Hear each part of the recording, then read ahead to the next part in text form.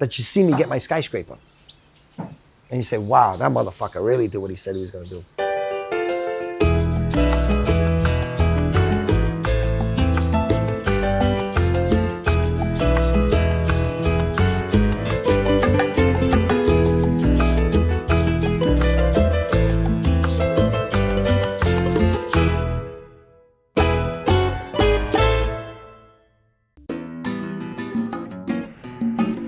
How we doing, guys? Welcome to my castle. This is a 20-acre estate, 10,000 square foot house. It took me probably 30 years to get here. That's the way I look at it.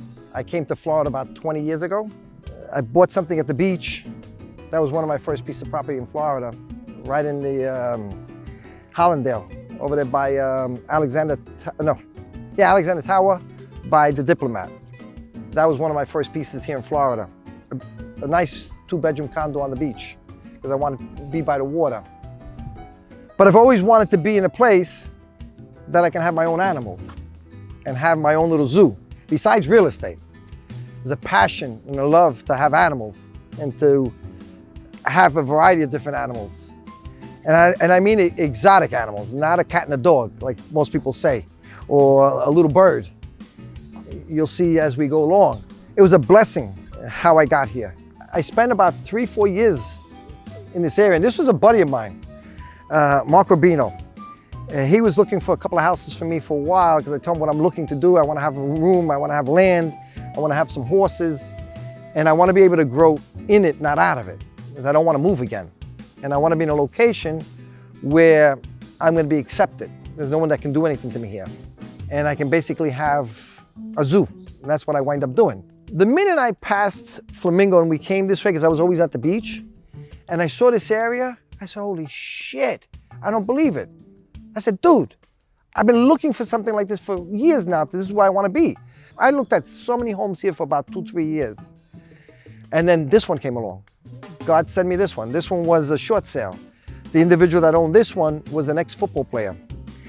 And basically what happened was that he gambled the wrong way. He made mistakes along the way, remortgaged his properties, and then that bubble happened and he couldn't pay back the mortgages. So this came on the market. It was a disaster because he didn't do nothing for 3-4 years, so we had to stick a couple $100,000 in it. But it was, the footprint of it was so beautiful. You'll see in the back the barn already made, the house is already a 10,000 square foot house. Just that the guy loved rugs and mirrors and wallpaper. So that was a mess. So construction had to get started. Painting, cleaning, just landscaping alone was like 30-40 grand just to clean the place, you know, and then rebuilding this house on the inside. I saw what it was, and it was a shitbox in a lot of people's eyes that they couldn't see the finished product of it. And that's why it was easier for me to get a hold of this house, because I'm also a general contractor. See my lovely cars in the driveway? Because I give 2 shits about it. I got a Nissan, I got a Ford. Everybody's got these fancy Maseratis, Bugattis. That's all good, but that shit ain't no money. That's a waste of money from my eyes. I don't need that. This will take me to the same place. I make money with my stuff. These Fords and Nissans, nobody bothers me. That's the best thing. When you stay below the radar and you don't have so many toys, and don't get me wrong, toys are good to have. So I don't need to show everybody here that I got that parked here. Park a Nissan and nobody bothers you. They don't even know you're there. I put my initials everywhere because I figure I make it harder for my wife's boyfriend. He's gonna get sick every time he comes to the house. That he's got my initials here, you know? And yes, the joke about my wife's boyfriend is, when I die, what do you think she's gonna do? There's a lot to come to this house. Come on in.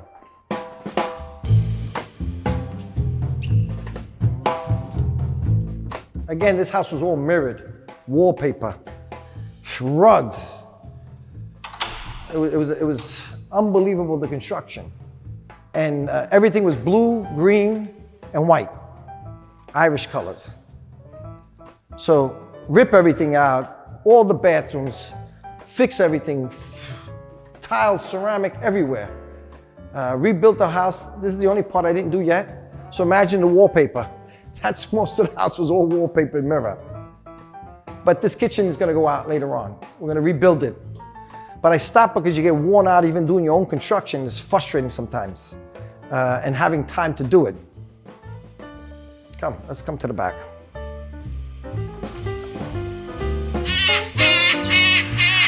This is the beginning of the zoo, of the jungle. Hello! Your Toko toucans, your Kill Bill toucans. Hey. They need blueberries. You get blueberries and they're taken right out of your hands. Hey, I don't want to do it because he's going to hit the fence. This is our primate section.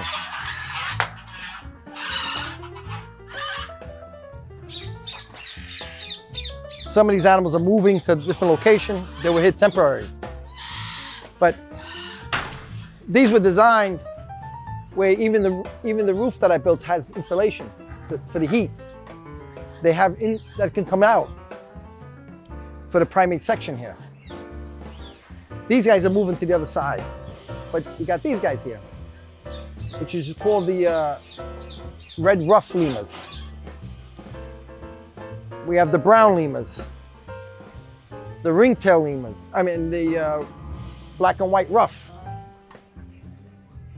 And these guys are not getting along because it's mating season and they're fighting with each other. So even designing these cages took some time. I'm not a zoo guy, I'm learning, but I do build buildings for a living. So I made it where it's much more convenient for the animal, not for me. What would the animal love to do? You know what I mean? They'll be in the cages, they're protected from the sun, they come out and then they come out to the front. They have this little condo in the middle. Hey, hey, hey. These are very rare. They're brown lemurs. Beautiful little guy. He's one of the smallest deers. Hey, buddy. He's gonna go to his new home. It's gotta be 40 years in business, just about. The first corporation I started, and the first thing I started with was the construction company, which was HL General Contractors. That was the beginning of all of this, how do you call it, success, you know? But I didn't look at it that way. I looked at it as a journey to where I wanted to be at, you know, in the years to come. Look at just the landscaping. You know what I mean, when I saw this house, I just knew it was gonna be for me. The minute I drove up to that gate and I pulled in, that's okay. Thank you, God. You send me to the way I wanna be. How crazy it was and how it stopped, and then we decided not to buy it, and then the owner changed his mind, and then all of a sudden, 3 months later, hey, house is back in the market. It works in so many different mysterious ways, it's not funny. But you have to have strength. You have to have your mind clear, and the mindset is always to go forward, you know? Keep on going forward. It didn't work out, that's okay.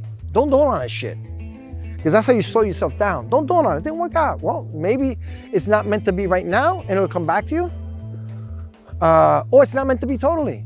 God didn't want you to be there. There's a reason for it, you know what I mean? I believe in certain things like that. I believe in certain things that, you know what?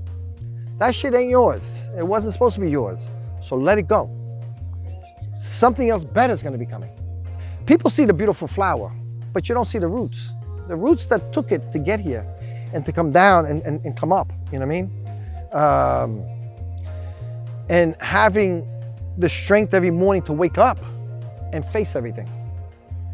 That alone takes a big toll on a person, because you don't look to worry, you look to understand and resolve. You know, I got a forest fire to put out, and all I got is a fire extinguisher. So that fire extinguisher has to last me to retain and stop the fire. Some people will see the forest fire and run the fuck out. Get out of here. I'm out of here, I can't do it. And they didn't see that there's something behind that you can stop it. You know? I'll take a mountain with a little shovel and I'll move that mountain. I ain't got no problem with that. Because there's no fear in me. I don't fear things. You don't fear something, you just need to know how do you challenge yourself to resolve them and how do you get them fixed. Otherwise, you're not meant to be in this business. You're not meant to have a business. You know what I mean? Not everybody is a business person. Not everybody can be business. But if you have that little bit in you and you need somebody to pull it out of you, that is what I do to a lot of people. I encourage them, I help them, I guide them to become who I am and who I'm gonna become and who I'm still becoming. So it's the past, the present, and the future. That's how I look at this. I'm still in the present right now, but I'm already building my next 5-10 years. So if you're gonna follow me, you're gonna be in a journey of more success. You're gonna be with me to see the journey of more wealth. That you see me get my skyscraper. And you say, wow, that motherfucker really did what he said he was gonna do. You see? So that's what I'm saying. This is just the beginning of a tape and a beginning of something to see how this all goes. You know, and as we keep on going, there'll be other stories that I'll be telling you. There'll be not opinions, there'll be actual facts of how to do things. How I did it, with nothing. That is something to say, oh shit, I got nothing, he had nothing, I can do this. So I will not convince you, I will show you that certain things are possible. Even in today's time, it's still possible. Don't listen to shit. There's certain things you don't listen to. So if I'm still doing it, what does that tell you? And you ain't gonna find somebody got a zoo. I don't give a shit who you talk to. I don't care who they talk about. They don't got a zoo. That makes me even much more different than everyone else. It'll be eye-opening to actually see the past, the present, and the future. And live it. And hope to God a lot of people who follow me, then they can do it. Don't have to be a big scale, small scale. Even if they buy cars and sell cars, that's business. Sneakers, buy sneakers and then sell sneakers. It's all the same thing. I'm gonna break it down to you that it's still all the same stuff. Selling clothes, whatever it is, it's still a business. And that's just the beginning of things to make you understand that there is a future in stuff.